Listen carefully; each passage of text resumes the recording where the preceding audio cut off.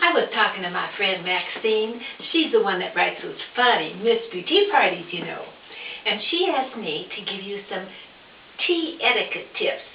So here's Tacky Tilly and her tea etiquette tips. Well, first of all, I have so many tips to give you all about throwing a tea party. Forget all that fancy, schmancy, expensive stuff. I'm here to tell you how to save money and have a downright good time doing it. First of all, when it comes to inviting, you don't have to spend money on postage, that slow mail stuff. Why, you just get your cell phone out and send them a text message. Or you can use email and save a lot of money that way.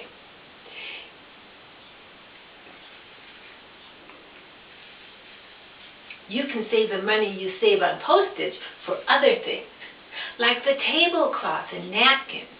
Now, I hear tell that tea etiquette frowns on using paper tablecloths and napkins.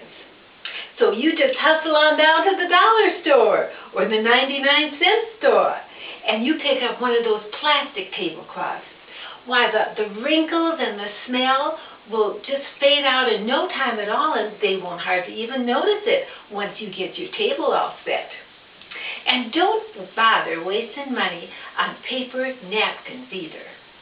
Paper towels work just as well, and your guests can take them home and use them for cleaning windows or something like that after the party. Just be sure that you fold them up real nice and pretty-like so they look nice on your table.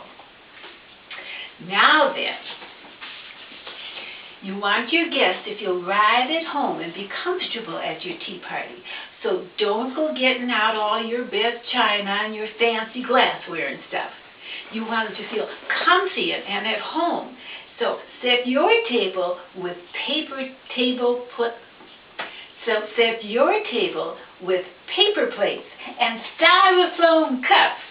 Why, those cups keep that tea so boiling hot, they won't be able to drink it hardly at all. And you won't have to worry about bothering. Those cups keep that tea so boiling hot, they won't be able to drink it at all. And you won't have to be bothered with refills all the time. Now, here's a big secret.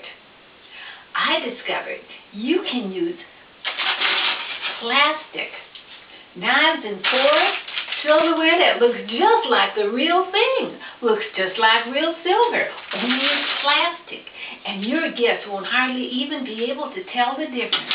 Why, they're going to be so impressed. And be sure to use those tea bags with a little string attached. And you can use them over and over and over.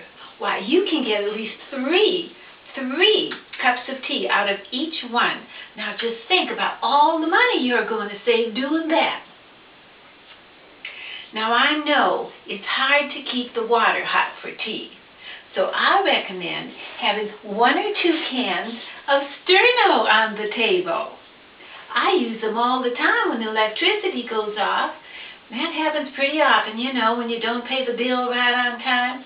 That electric company is so persnickety about that. I don't know what difference it makes if you're a few days late, but they just are so persnickety. Now, about those scones. It's real easy to make them. After all, aren't they just like biscuits? So you go out to the grocery store and you get yourself one of those biscuit dough things that come in a tube like this.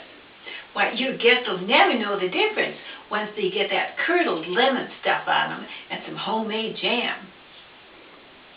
Now another thing, I've noticed that you don't get much food at a tea room. So those sandwiches are just downright stingy if you ask me. So you impress your folks. Give them a whole big sandwich. Peanut butter and jelly's a winner every time. And a Spam and pickles just can't be beat. And now don't go worrying none about people not having nothing to talk about at your party. You just get someone talking about their operation and that'll liven things right up. And if there's a real lull, well, just ask them something about the president or the governor. That'll sure take care of it.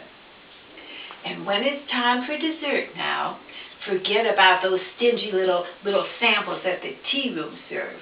You give them a big piece of store-bought cake. They can even take some home if they're so full of spam. Those store-bought goodies are packed with preservatives. They'll last for months. No doubt your guests will be talking about what a great hostess you are for a long time to come. Oh yes, and don't forget now, you send them home with a nice little gift. Just pick up something at the thrift store or maybe a garage sale. That's where I got my hat. And ain't it pretty now? Well, thanks for letting me share my expertise on tea etiquette with y'all. Y'all have a good day now.